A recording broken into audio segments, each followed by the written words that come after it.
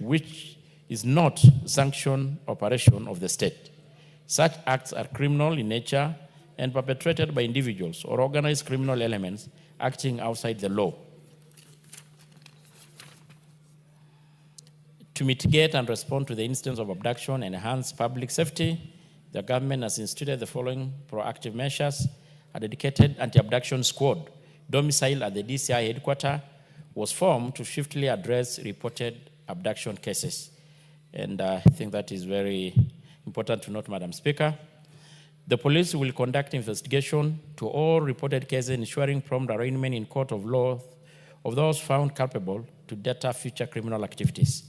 Encourage members of the public to share information with the police through Fichua DCI toll-free number, which is publicly circulated 0800-722-203, and WhatsApp number of 0709-570-000 to ensure confidentiality in reporting of crime and safety of the whistleblowers, and of reactivating inactive community policing to ensure cooperation between the police and community, and fostering information sharing and early identification of security threats, and continuously strengthening both foot and mobile patrol to prevent crime while reinforcing police visibility in key areas such as residential neighborhood, markets, and transport units.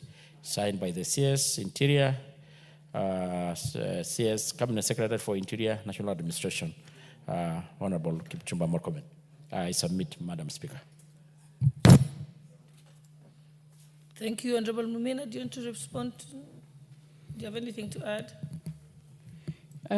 Thank you, Honorable Speaker. Honorable Speaker, while I appreciate the response that has been given, I must state my dissatisfaction as it does not fully address the specific concerns raised. Honorable Speaker, Constitution under Article 153(3) expressly requires Cabinet Secretaries to provide Parliament with full and satisfactory explanation on matters within their mandate. Likewise, Standing Order 44(2)(c) demands that statements sought by members be factual, clear, and comprehensive.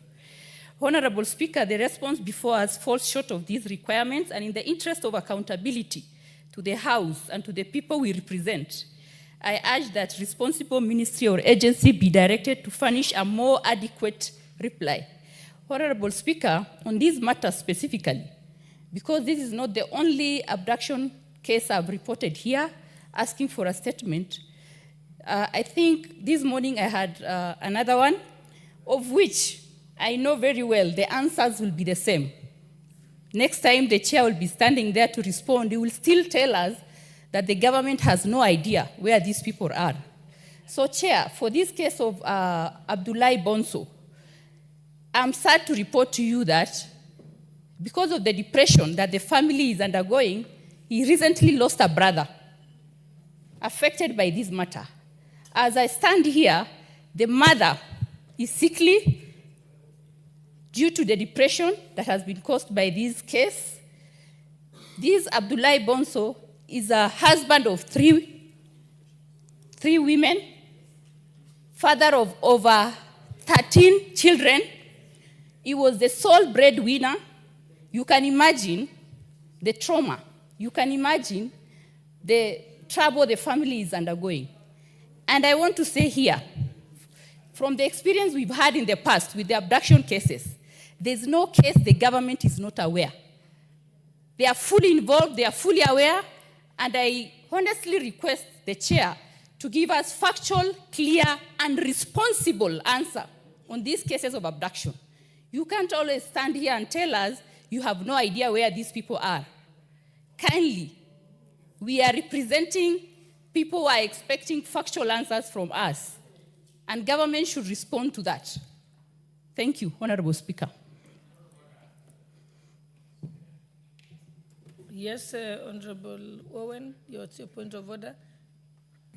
Thank you, Honorable Speaker. Honorable Speaker, I appreciate the response coming from the Honorable Member of Parliament.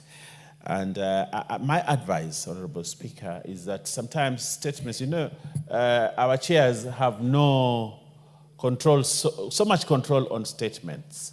And these statements are generated by cabinet secretaries, and they come to this chamber, and the chairs have to read as they are. And probably the responsibility that is alluded by my lady here may not be on the part of the chair. Chairman Tongoyo is a very good man, and he means well. And he's one of the finest we've ever had as a chair of that committee, one of the finest. And when you have issues, when he has read a statement, probably you may need to dissociate him from the content of the statement. But my advice is that probably the honorable member needs to bring a question instead of requesting a statement. The good thing about a question is that now we can have the cabinet secretary here himself, and we can actually tell him the things that you have said to his face, so that he knows that he needs to be accountable to Parliament. Because sometimes when these responses are brought, probably it's just a junior officer who has done the response. And it comes here and we read it to you, and you think this chairman is just playing ping pong and is not really helping you. Okay, but thank you. my advice, Honorable Chair, is that she brings a question, and we will force the cabinet secretary to come to this house to actually respond to that. Thank you. Honorable Tongoyo.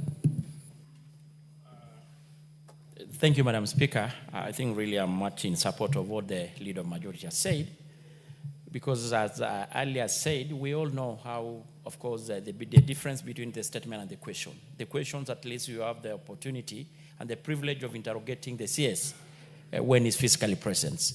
Having said this, Madam Speaker, I will still also want to challenge the colleague member here and others that we also stop by making insinuation that any disappearance, any missing person is always must be known by the police officers.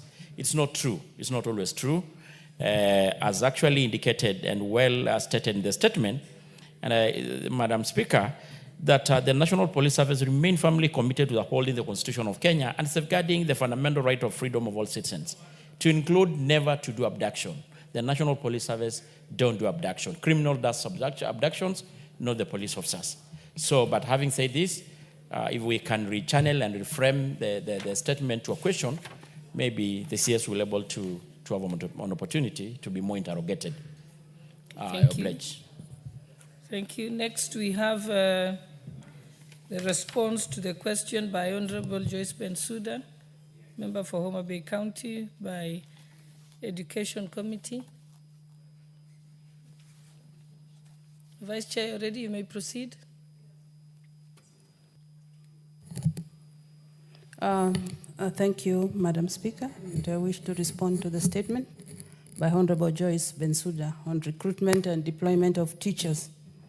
The question was the procedure used in the recruitment and deployment of teachers to ensure that there's stability and continuity for both the teachers and students. So the key principle driving recruitment and deployment of teachers is that the Commission is an equal opportunity employer that abides by the tenets of the law espoused upon Constitution, TSC Act, and the Employment Act, the National Cohesion and the Integration Act, amongst other pieces of legislation.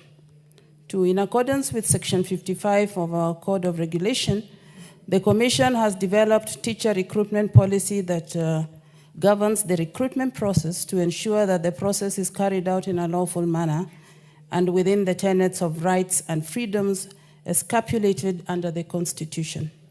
The policy outlines the skills and competencies necessary for one to be recruited, and of course a copy is available for your review. The policy is informed by the values and the principles of public service that include fair competition and merit, transparency and accountability, equity, fairness and impartiality, inclusiveness and non-discrimination. Accordingly, the recruitment procedure described below ensures that there is stability and continuity in the teaching sector. The recruitment procedure is as follows. 1 is the identification of vacancies. The process of teachers' recruitment begins with the identification of vacancies, which will be determined by existing vacancies arising out of teacher shortage or vacancies arising from the teacher once the teacher exists. 2, vacancy distribution. Vacancies are distributed proportionally to counties and sub-counties, ensuring that each region receives a fair share of opportunities based on needs and available positions. The third one is advertisements for recruitment. Once the vacancies have been identified and approved based on the available budget, the demand and supply of teachers and the existing establishments, the Commission advertises for the vacancies in the print media and through the Commission's website. During this period, the teachers apply online via the TSC recruitment portal. Document verification exercise. Once the application period is over, the Commission invites the shortlisted teachers for verification of academic certificates and other relevant documents at the sub-county offices or school level. Then we have the decentralized interview process. Pursuant to Article 6.3 of the Constitution, and with an aim to improve service delivery to the grassroots level, interviews are conducted at the sub-county or school level, enabling access and regional representation.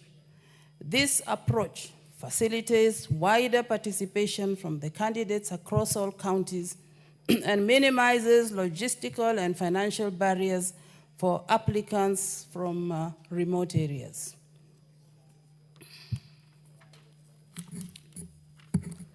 Then we have standardized scoring criteria. A uniform interview scoring guide is applied across all regions. This standardization promotes consistency, fairness, and transparency, ensuring that candidates are evaluated solely on merit.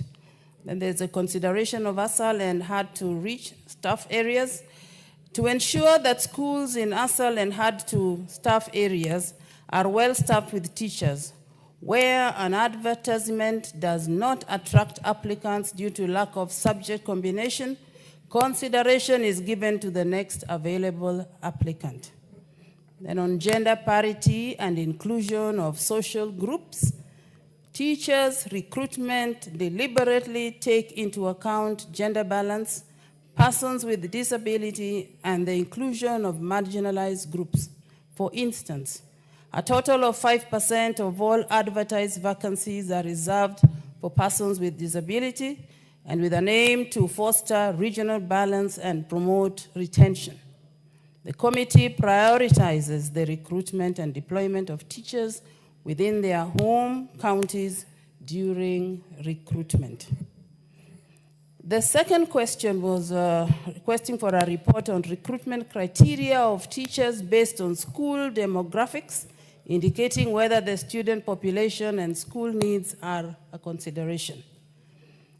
And I respond, the Commission has adopted a data-driven and equitable demand-driven formula to distribute vacancies across the country based on the subject area or class shortages against the school population. This method considers both student population and school needs as follows. 1, recruitment is often tailored to address shortages in specific subjects such as STEM, arts, technical, and special needs education. In primary schools, recruitment vacancies is determined on the total number of classes plus 1 teacher per school. 3, in secondary and junior school, staffing of the schools is based on the curriculum-based establishment, where the total number of teachers needed per school is based on the total number of learners, that is classes, against the required teachers per subject, that is per class. Honorable Vice Chair. Yes. I think you finished with the question of Honorable Bensouda. No, there were 3. No. There's the third one. No, Honorable Bensouda's request for a statement was only on recruitment and deployment of teachers in schools across the country. There's one on measures in place to ensure that teachers are absorbed while in their prime age in order to maximize on their long-term teacher expertise. Was that by you? Yes, by Bensouda. Was it by Honorable Bensouda? Yes. Okay, because we are not going to cover the others of Honorable Oundo and Honorable El Mengit because they're not present. So I'm just doing the last one for Bensouda. Okay, thank you. Thank you. On that question, as discussed above, the Commission recruits registered teachers in accordance with the recruitment guidelines issued from time to time. The available vacancies are advertised based on the demand for and supply of teachers as per the existing establishment and budgetary provisions. The second one is further, the recruitment process is guided by the principle of competition and merit, integrity, transparency and accountability, equity, fairness, impartiality, inclusiveness, and non-discrimination. In the spirit of equity and fairness, the Commission distributes recruitment vacancies equally among the 47 counties. The recruitment scorecard is developed in an inclusive manner to consider items such as professional qualifications, age, length of stay since qualification as a teacher, and CBC upgrade. The last one is to this end, the Commission ensures that it considers both teachers who graduated in the early years and have applied for recruitment and their counterparts who recently graduated. Honorable Speaker, I beg to submit. Thank you. Thank you. Honorable Bensouda, would you like to respond to that? Thank you, Honorable Speaker, for giving me this opportunity to provide for response on the questions which I asked, which have been tackled by the Committee of Education.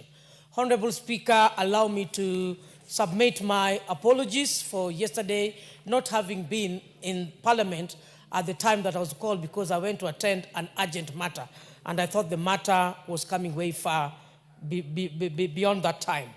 However, Honorable Speaker, I went through the response given by the Education Committee on my concerns regarding the recruitment of teachers, the policies existing, and ensuring that the teachers who are employed, they are employed at an age bracket that they are energetic enough to deliver the services that is expected by them. Honorable Speaker, I would like to note that a lot of theoretical framework which are relevant do exist. My worry is the practical implementation on what is theoretically documented by the Ministry of Education and the Teachers Service Commission. Honorable Speaker, I say that because practically when you do any impromptu visit into our schools, whether rural, secondary, JSS, and the like, we have serious shortage of the time of recruitment and the time that the schools lastly receive teachers in their school. Honorable Speaker, it is also a fact that there are some teachers delivering under BOG who have served in those institutions for more than 10 years.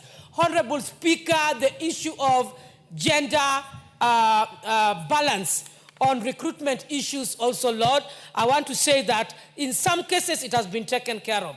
The smart theoretical framework that we have, Honorable Speaker, if it is really followed, I think we'll be having mitigating measures on how teachers are recruited. I was informed by the age limit. I know of a teacher who comes from Karachuonyo, is almost retiring. It is a concern that has been in this house, the age limit that the teachers are recruited. I'm wondering at what point this teacher would be recruited. Having made several attempts, Honorable Speaker, to appear for interviews, makes application and the like. On that regard, Honorable Speaker, I would want to submit that I was fully not satisfied with how they have demystified the policy guideline on how recruitment reports are done and balancing. This informs even the proximity of schools between one school to the other, informs also lack of care of the population of the students vis-a-vis the ratio of teachers who are supposed to serve them. Honorable Speaker, I do request the committee to go back and review with the Teacher Service Commission and give supporting data of evidence on the last 10 years and the way forward that they have, so that we don't have problems of disparity, employment, and having retirees in one school being retired. After 1 year, another head teacher comes. 1 year retired, there is lack of continuity. I have evidence of this, and Honorable Speaker, we need supportive evidence, and the Education Committee must go round and establish, particularly in the rural areas. Honorable Speaker, I submit. Thank you. Before we proceed, allow me to recognize the presence of students who are seated in the Speaker's Gallery from the Kenya Medical Training College Karuri campus, from Kiambaa constituency, Kiambu County. On behalf of the substantive Speaker and the rest of the House, we welcome you to the presence of Parliament. Thank you.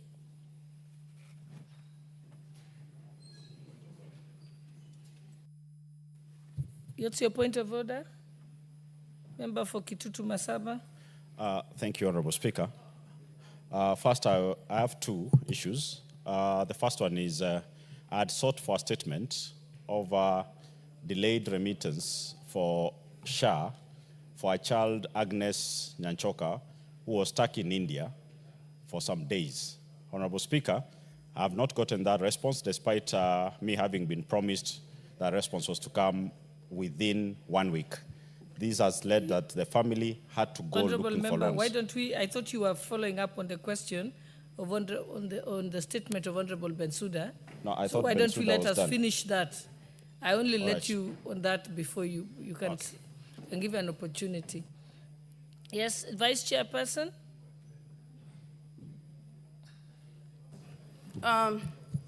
Thank you, Madam Speaker. We have noted the concerns of Bensouda on the shortcomings on the response. But for her comfort, I wish to report here that the Education Committee has already requested for the data of all these schools, one, on all the teachers who are over 45 years. We want to see how many they are so that we can commit a budget in the next budget cycle, if it is possible. Two, TSC has also accepted, because we have discussed this matter, and anybody who is even 59 can be recruited. Doesn't mean that they will not be recruited. They will be recruited even at 59, and I know that it is not the right thing to do, but we are there and we have agreed that they recruit even if you're 58 or 59. For the rest of the data that you have requested, we have noted, and in the next meeting we should be able to communicate and bring you back to the committee for discussion. Thank you.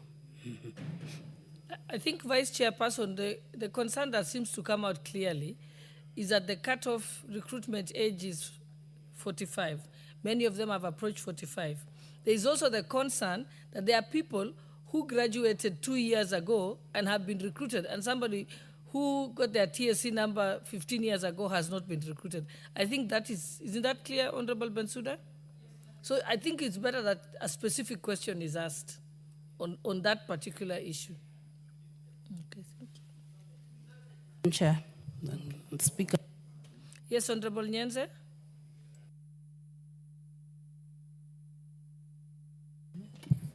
Thank you, Honorable Speaker, but I'm not Nyense, I'm Susan Kiamba from Makueni. Thank you, Honorable Speaker. I wish to also put my word in the statement that was brought by Bensouda and others and responded by the committee.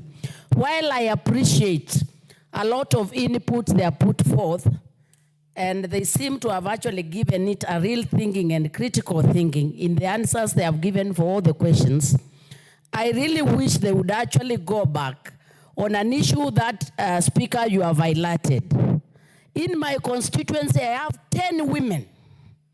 I can give you their numbers and their TSC numbers, who are now above 48. And they have applied and even given me the number to push for them. And I've pushed and I can't push any further. These are mothers who went for training. They have over 15 years trained and they have not been employed. I think the committee should be intentional. The committee should be intentional and ensure that, because teaching is a very specialized training. And when somebody misses the employment, it means that training goes to the West and this country actually loses on that particular person. I would urge the committee in collaboration with the TSC to be very clear. There is no need for a teacher to retire before he or she has worked. I think it's unfair to this country because that is an investment that this country has made on that particular individual. And I think it is very evident. You don't even need to go far. There are people who have graduated 2 years, 1 year, and they are already employed. That disparity is actually worrying. Secondly, Honorable Speaker, even when you look at regions, you realize some regions have a lot of teachers, while other regions do not have teachers. I think we need an analysis, Honorable Chair of the committee. We need analysis to show us where is the gap, so that when employment opportunities come, we can have affirmative action. There is no need of already sharing the newly recruited teachers as if in every country we are at the same level. We are not at the same level. I think this is a reality that the committee should take in consideration. It's important that we base the employment and distribution on already existing gaps. There are some schools where you find that in a primary school, the BOM, the PTA are paying for 4 teachers. They have only 2 or 3 employed by the TSC. That is completely unfair because, Honorable Speaker, these are also taxpayers of this particular country, and that's actually hidden marginalization. I think the committee needs to give us clear data based on every constituency to see actually where the disparity is, so that when we employ, we also have intentionally addressed the inequalities. Honorable Speaker, I looked at the marking scheme of the interviews. And I know that it is demand-driven, but if you look at the bias towards science subject, the social teachers are completely marginalized because that scheme already gives the other sectors 40 marks ahead of anybody. If you are given 40 marks ahead of the other people, of course you will actually fail. And unless as a government we develop a strategy of where else we are observing the social science teachers, then I think it's unfair to look like it is not our responsibility in this particular country to take care of the trained teachers. If the teachers cannot actually fit in school, then we should create other avenues where the teachers should be employed, and especially those who have done social sciences. 40 marks ahead is completely throwing them out of the market. And I think it's not fair for any country to do that because all those are our people. Honorable Speaker, I think also another thing to check is the issue of the promotion with the teachers. I think this is also having a very big gap. You realize, like in most areas, people are qualified, but they never get promoted. While in other areas, you get the people promoted. I think we need to have a resemblance of equity in this particular country. Because I don't think in this country we have areas where people have not been educated. The issue of saying this area do not have people educated is a thing of the past. Even in Turkana now we have enough teachers to employ. I think it's important that the spirit of equality, equity actually prevails in the sector of education. Otherwise, thank you, Honorable Speaker, for giving the opportunity. And this is a sector we cannot ignore, Honorable Speaker. It is what we wake up every day. Every day we wake up on issues and education. And I hope the committee gives it the necessary focus. Thank you, Honorable Speaker. Thank you, Honorable Zamzam. Member for Mombasa.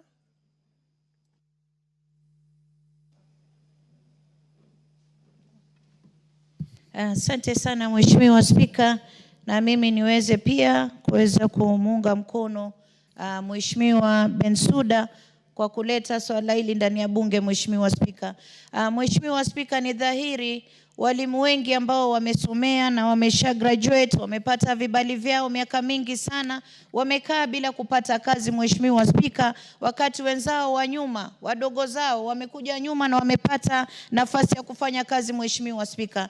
Na Mheshimiwa Spika, sio nafasi ya kazi tu, hata wale ambao wako kazini, Mheshimiwa Spika, wakati mwingine unapata mwalimu amekaa miaka 14, miaka 15, miaka 18, hata promotion pia hajapewa, Mheshimiwa Spika. Kwa hiyo hali ya walimu katika taifa hili pia, Mheshimiwa Spika, ni ya kusikitisha kwa sababu hawapati ile haki sawa. Na ikiwa itatokea hata masala ya promotion, Mheshimiwa Spika, waangalie wale ambao wamefanya kazi yao vizuri na wamekaa muda mrefu, waweze pia wao kupewa promotion. Kama kuna mwalimu ambaye sasa ni deputy principal wa pale Shanzu Teachers College, amekaa miaka 15, Mheshimiwa Spika, yuko katika ile nafasi, wakati wenzake wanapewa promotion, yeye ameachwa pale na anafanya kazi nzuri, Mheshimiwa Spika. Kwa hiyo Mheshimiwa Spika, mimi nataka kusema hizi nafasi za kazi zikitokea, ziwe zinaangaliwa wale ambao waliweza kugraduate mapema, kwa sababu mtu, hata kama nimesikia Mheshimiwa katika kamati hii ya ambayo inashughulika na mambo ya walimu ya education, anasema kuwa hata wakiwa miaka 56 ama 59 watapewa kazi. Tusiweze kusisitiza mambo kama hayo, tuweze kutoa msukumo kuwa wakati bado wako katika ile hali yao ambayo ni active, waweze kupewa hizi nafasi za kazi na wao wapate matunda ya kuona kuwa masomo yao hayakuenda bure, Mheshimiwa Spika.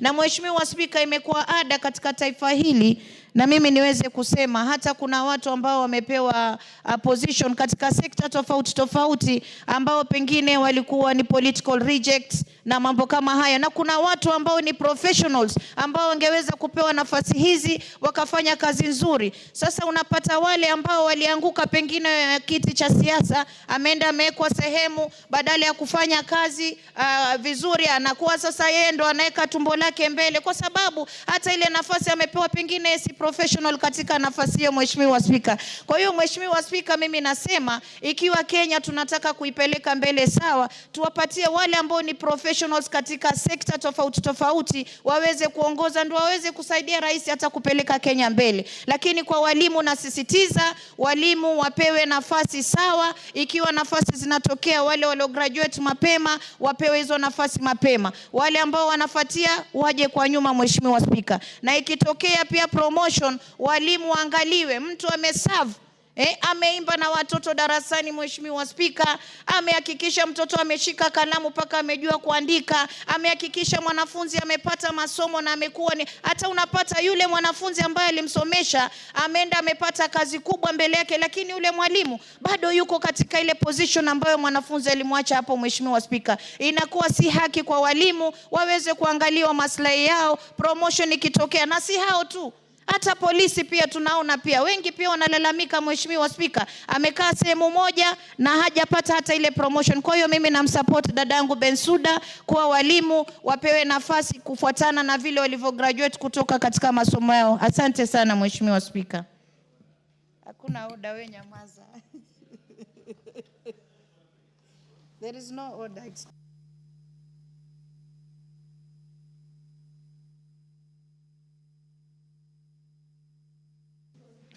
Thank you. That's a very interesting speech from the Honorable Zamzam. Yes, I want to come to my point of order. Honorable Speaker, you see, I want to say that there are no political rejects. And people who lose seats in Parliament are also professionals. Some of these people that leave seats here are professionals, Honorable Speaker. So if you say that they should not be given those positions, there are teachers here, there are engineers here, there are doctors here, and when they lose seats, they have an opportunity to serve the country in another capacity, Honorable Speaker, and therefore they cannot be political rejects, and they should not be denied an opportunity to be appointed in another position, including Honorable Zamzam. One day when you are not the women rep of Mombasa, the president will graciously say, you are good in social this, and we appoint you to this. Honorable Owen, you have made your point. You're repeating yourself now. Let us proceed. Honorable Kibet Kimingoi, are you speaking on the same topic? Are you speaking on the same topic? No. Okay, then let's go to Honorable Marianne Kaitang, member for Aldai. Thank you, Honorable Speaker. I stand to support the statement by Honorable Bensouda on the teacher disparity. And one thing, Honorable Speaker, is that Article 10 of the Constitution of Kenya talks about issues about human dignity, equity. It talks about social justice, inclusiveness, and equality, and all the issues with regards to human rights. And when you look at the teacher disparity and distribution across this country, the employment of these teachers, you find that that part of the Constitution is actually being, is not being adhered to by those who recruit and those who distribute these teachers across the various schools in this country. I'll give you an example, Honorable Speaker.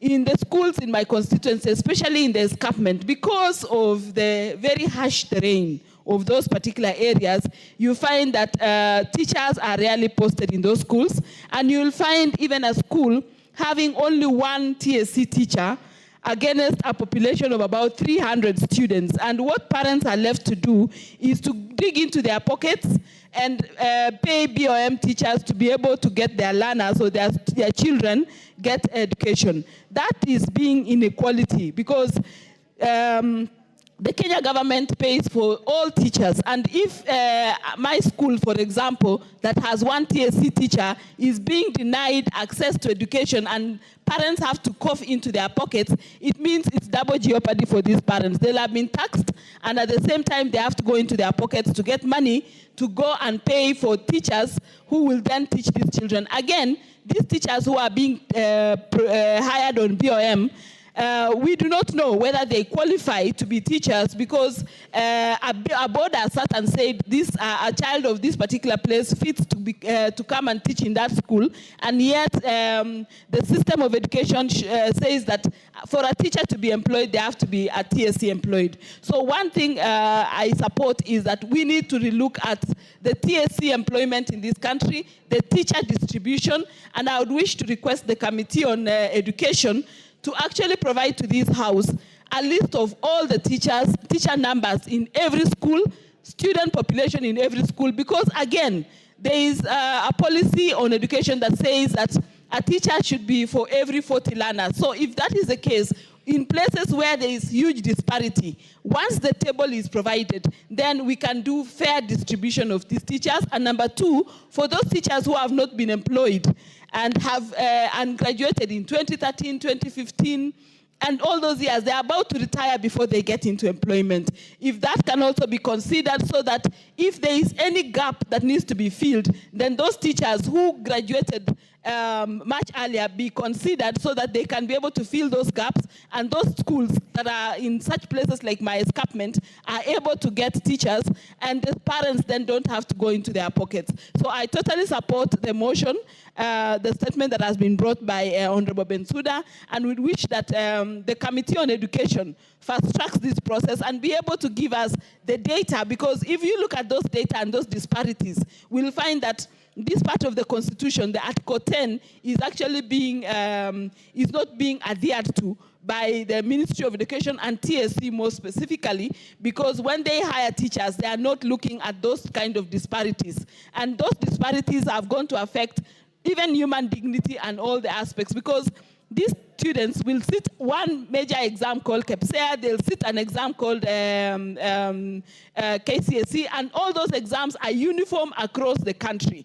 The school that has all TSC teachers vis-a-vis the school that has one TSC teacher, at the exam time, they will not be given a different exam saying, because you do not have this type of teachers, we do not get this type of education. And finally, when they get to employment, and when they get to the employment industry, you will find that these teachers who do not, these schools or students that do not have teachers get, they do not get opportunities to work, because they do not get proper education or good education compared to the schools that had good, or the good number of teachers. So it is something that we need to all comply with the Constitution and give every part of this country equal distribution in terms of employment for teachers, in terms of distribution for those teachers who have been employed, so that all schools are equal. And we comply with our Constitution to ensure that no teacher is employed under BOM but under the TSC, because we all pay taxes, and all these taxes need to go into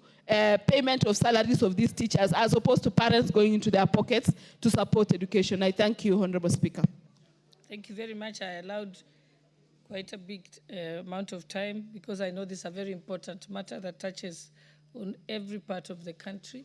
But I think what has come out clearly is there's definitely need to have the minister come here to respond to those specific questions and to, get suggestions on looking at the policy. So now we'll move to the next. You already made your point of order. It's been noted. Okay.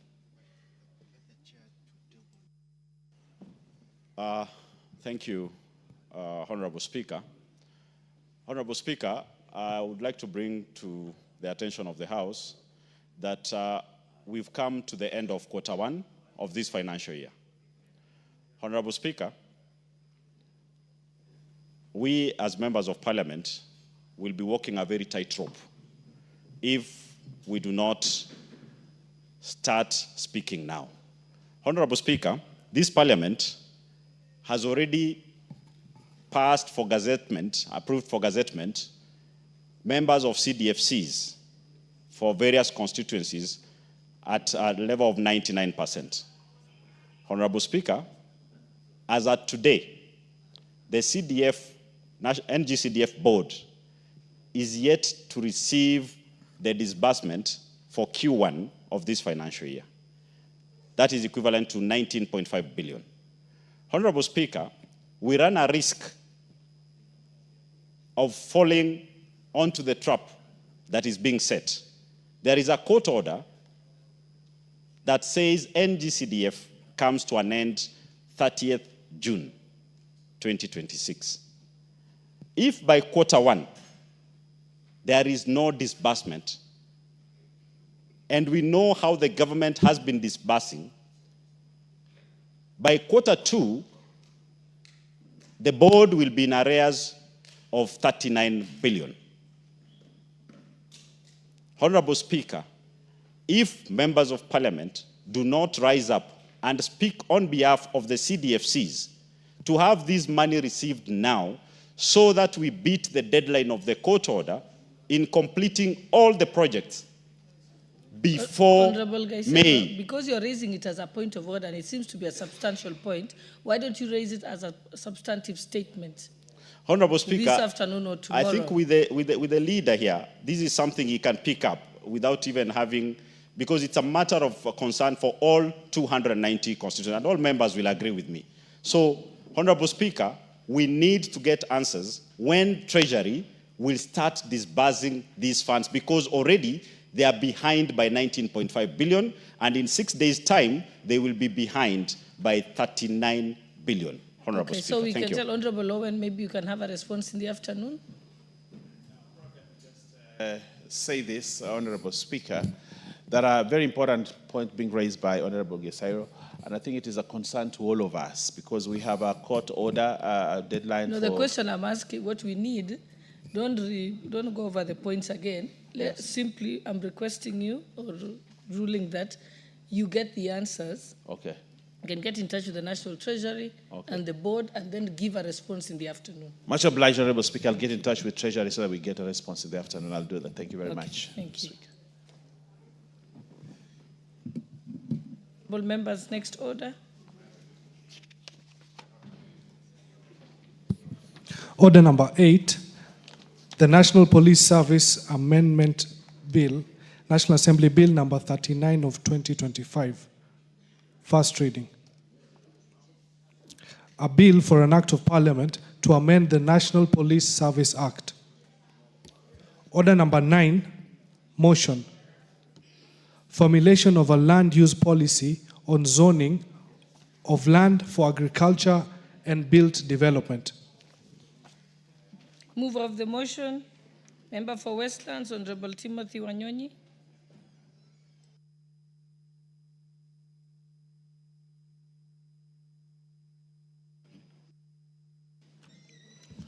Thank you, Madam Speaker, for giving me this time to move this motion, Madam Speaker. Madam Speaker, I beg to move the following motion. Madam Speaker, that are aware that land is a critical but limited factor of production that supports human habitation and food production. Noting that agriculture is Kenya's main economic mainstay, appreciating that the Central Bank of Kenya, CBK, Monetary Policy Committee Agriculture Sector Survey 2022 estimated the contribution of the agriculture sector to the country's gross domestic product, GDP, to be 22% directly and 27% indirectly through its linkages with other sectors. Further, appreciating that the survey showed that the sector employs over 40% of the Kenya's total population, concerned that in the Land Reform Volume 3 publication, the Kenya Land Alliance land estimated that only 17% of the country's land mass is classified as suitable for rain-fed agriculture land, while the remainder is either semi-arid or arid. Further, concerned that the country's agricultural productivity has been decreasing over the years, cognizant of the fact that the decline in agricultural productivity is partly attributable to the shrinking agricultural land use due to unplanned settlements and encroach on agricultural lands. Further, concerned that agricultural lands in rural areas are continually being subdivided into small portions for build development, thereby diminishing the size of the land available for agriculture. Noting that there is need to put in place measures for effective land use in the country in order to guarantee optimal use of agriculture. Now, therefore, this House resolved that the government, through the Ministry of Lands, Public Works, Housing, Urban Development, puts in place a policy framework for effective land use in rural areas by consolidating and designating zones for build development, for commercial and residential developments with shared public utilities, and separate zones for agricultural use, in order to arrest further diminishing of agricultural land and steady the country's agricultural productivity. Madam Speaker, I beg to move. And Madam Speaker, this is informed by the way the country is progressing, Madam Speaker. We can see that areas that were mainly agricultural and most farms around, Madam Speaker, we've seen how they have been uprooting even coffee and other things, Madam Speaker, and then trying to build houses, Madam Speaker, for residential houses. Madam Speaker, I beg to move this motion that this House, Madam Speaker, this motion emphasizes the importance of sustainable land use in the environmental conservation as Article 69 of the Constitution of Kenya, which aligns with the objectives of this motion, Madam Speaker. Madam Speaker, I also want to say that lack of clear guidelines in to access land use, the use of land, Madam Speaker, are often recipe to conflict and violence. The motion seeks, Madam Speaker, to prevent land use conflict between agriculture and build-up development zoning land. So that, Madam Speaker, if this policy is put in place, there will be earmarked that there are areas, Madam Speaker, that are designated for agriculture, and they'll never be disturbed, and they'll never be put to any other use other than agricultural use. Madam Speaker, allow me also to observe that there is urgent need to balance economic development with agricultural productivity and environmental sustainability while protecting the country's natural resources and reducing the risk of environmental degradation. Honorable Speaker, this policy stands also to protect agricultural land, thereby increasing productivity while contributing to food security. The land use, Madam Speaker, policy will therefore guarantee the entire population has sustainable access to public spaces, public service, public institutions, and social amenities. Madam Speaker, this motion also calls for policy on collaboration between the relevant ministries, including, Madam Speaker, Ministry of Lands, Public Works, Housing and Urban Development, Environment, Climate Change and Forestry, Agriculture and Livestock Development to develop the policy, Madam Speaker. Madam Speaker, this motion also loudly calls for engagement with the key stakeholders, including farmers, developers, and local communities to ensure that the policy reflects their needs and aspirations.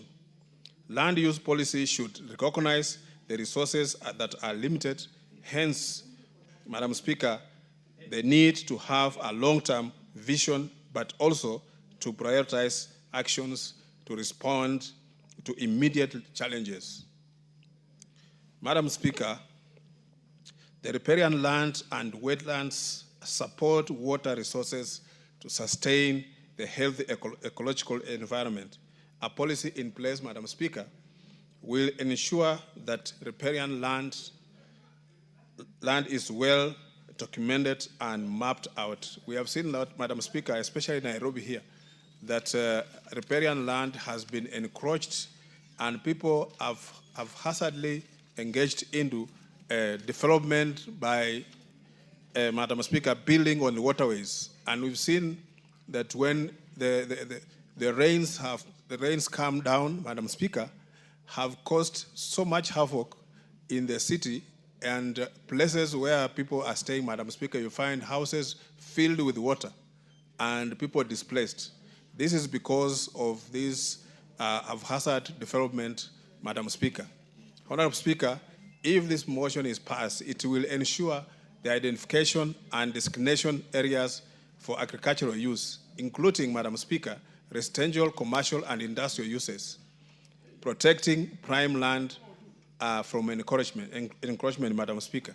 Because, Madam Speaker, if we look at, especially in the rural areas, Madam Speaker, the land is being subdivided into smaller units, Madam Speaker, whereby it becomes economically not viable.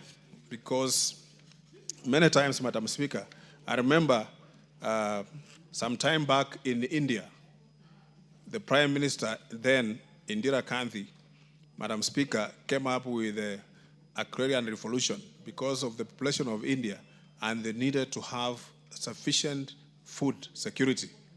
She came up with a system of model towns, Madam Speaker, where they moved people from the farms, those small farms, Madam Speaker, to stay in a model town where the government had developed and gave way for the land to be used for agriculture, and some for irrigation, and some, Madam Speaker, which was used for agriculture, and it has secured food security in India. And India, Madam Speaker, can even now feed itself and even export some of the food. And it's not that India is more arable than Kenya, but because of the policy that the government came up with, and they secured the food security for the citizens of that country, Madam Speaker.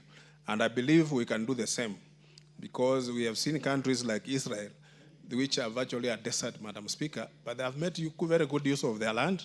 They have used irrigation and many others and have secured themselves, Madam Speaker, that they don't suffer from any food shortages, Madam Speaker. We've seen in this country, Madam Speaker, the rains, the areas that are rain-fed, agricultural rain-fed. Madam Speaker, the land is being diminished because of these small subdivisions and making the land uneconomical. Honorable Speaker, integrating climate change in the land use and development planning will help identify and map disaster-prone areas, thus promoting land use practices that enhance a climate resilience and reduce effective effects of climate change. A regulation on the same will ensure adequate financial resource allocation for implementation of climate change action plan and related activities. Madam, this is now the in thing across the world, Mr. Speaker, Madam Speaker, because of the climate change, the effect of the climate change, Madam Speaker, is affecting so many things. We've seen that there are reports that the weather patterns have changed, Madam Speaker. The rising of the levels of water in the seas and many other areas, Madam Speaker. And also, you see the weather pattern now that was predictable, now is no longer predictable. You just find sometimes delays in the rains, or rains comes at the time that is not expected and causes a lot of havoc. So when we align this and make this policy to climate change, Madam Speaker, we shall secure ourselves and protect our environment. Honorable Speaker, the enactment of this policy will ensure that the environmental factors such as conservation of natural habitat and water services in the land use planning are considered. Honorable Speaker, the policy will also ensure public participation in the land use planning process to reflect the needs of the farmers and people in the ecosystem.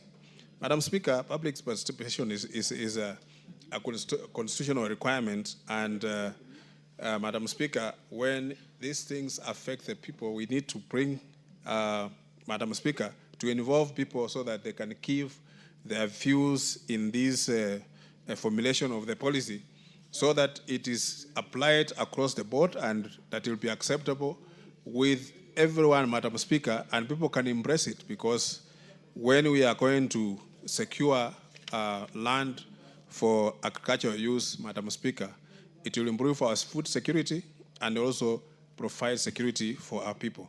Madam Speaker, I beg to move, and also, Madam Speaker, request the Honorable Julius Sunguli to second. Madam Speaker. Yes, Honorable Sunguli. Yeah, Madam Speaker, I am quite glad to second this important motion by our friend Honorable Tim Wanyonyi, because this motion, the purpose of this motion is actually to urge the government to put in place regulations, guidelines, and strategies to ensure the sustainable use of fertile land, especially that related to farming. Madam Speaker, I must begin by saying that in this country, there is actually no shortage of policy, especially policies that bear the title of land policies. There are quite a number that have been set up. The agricultural policy of 2021, the national land use policy, and many others that I could name. But the specific issue that the honorable member is raising here is about the use of land in Kenya in a manner that is not planned and in a manner that is becoming unsustainable in the long run, because fertile land is being used as places to build houses. And Madam Speaker, unless that issue is addressed, land is going to diminish, because we are one of those countries in the world where population is on the rise every day. And when population is rising, the demand for human habitat becomes important.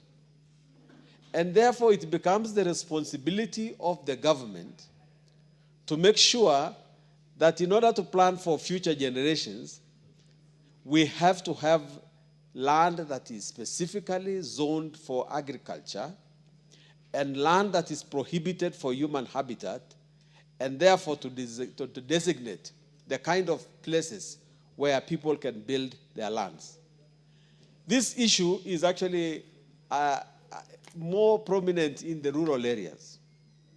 And those of us who represent rural constituencies know that places where there just used to be 5 elders now has very many children, and that land has been subdivided, and some of the young people have actually been allocated land very close to the river or quite in the middle of what used to be the farm, and that's where they have put their houses.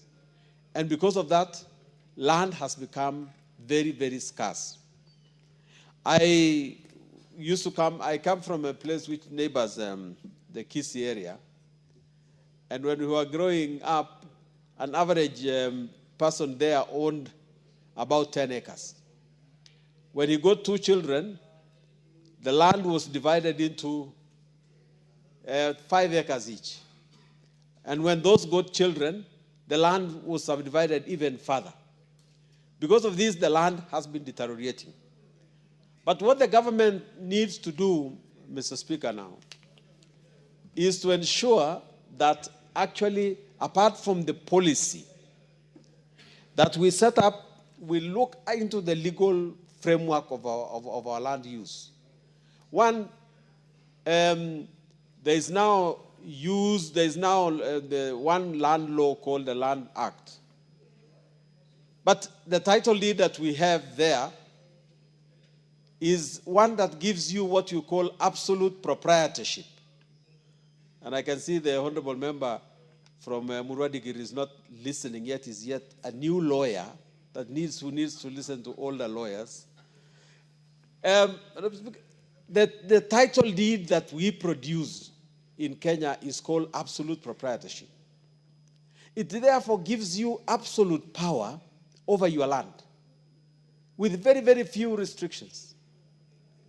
And unless we temper this absolute proprietorship to make it possible for government to intervene on how you may not use your land, it's going to be a terrible thing, because people are going to do to their land whatever they are going to do with it, and they will not care whether the nation is going to produce food or whether future generations are going to use this land. And apart from just subdivision, there is another enemy of the use of land that is going to make food even less and less sustainable. In the constituency, for instance, that I come from, we have been actually net producers of food. We produce maize, we produce milk, we produce beans, but now there is a new rush to cash crop. And now everybody is growing sugarcane. A few years ago, the GTZ, which was a German company, a German NGO, mapped out the use of land in Transmara and said that this particular piece of land is good for animals. This particular piece of land is good for growing maize. This particular piece of land is good for this and that. Had we followed this blueprint that was placed by the GTZ, we would now be going ahead and producing food much better even than Kitale. But unfortunately, totally unguided, we have now rushed into the temptations of South Nyanza and other places and produce sugarcane, even in areas which are not sugarcane areas. The government must make a policy that will make sure that land is used for its purpose. Because whether we like it or not, if we try to force land to do what it cannot do, we will eventually collapse what it is already doing and collapse its future use. I think it is important that we go there. Because you may forgive Kiambu for uprooting the coffee and placing real estate on their land. And that might be beneficial for people like us in the Rift Valley who are now embracing coffee.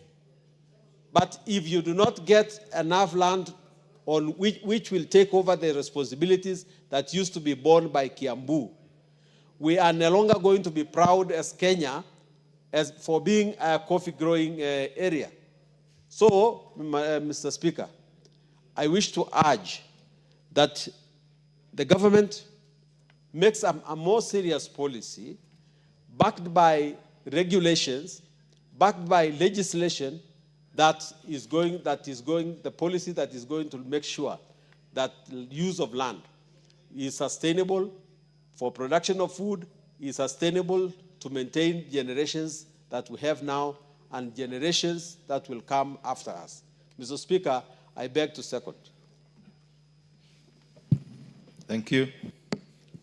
Order, honorable members, I propose the motion that aware that land is a critical but limited factor of production that supports human habitation and food production, noting that agriculture is Kenya's main economic mainstay, appreciating that the Central Bank of Kenya Monetary Policy Committee Agriculture Sector Survey 2022 estimated the contribution of the agriculture sector to the country's gross GDP to be 22% directly and 27% directly through its linkages and other sectors.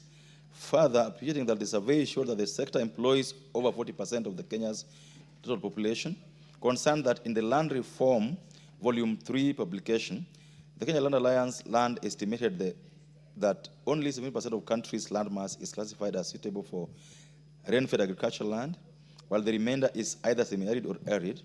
Further concerned that the country's agricultural productivity has been decreasing over the years. Cognizant of the fact that the decline in agricultural productivity is partly attributable to the shrinking agricultural land due to unplanned settlements that encroach on agricultural lands. Further concerned that agricultural lands, Further concerned that agricultural lands in rural areas are continually being subdivided into small portions for build development, thereby diminishing the size of the land available for agriculture, noting that there is need to put in place measures for effective land use in the country and in order to guarantee optimal use of agriculture.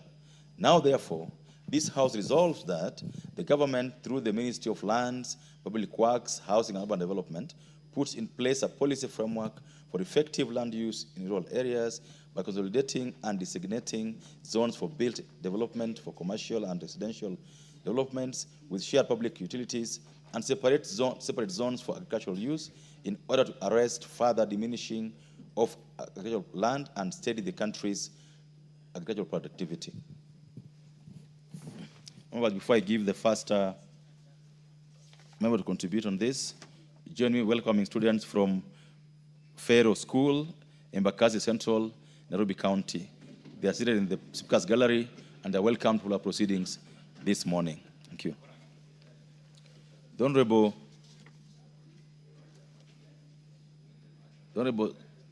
Zamzam, I can't see Zamzam there.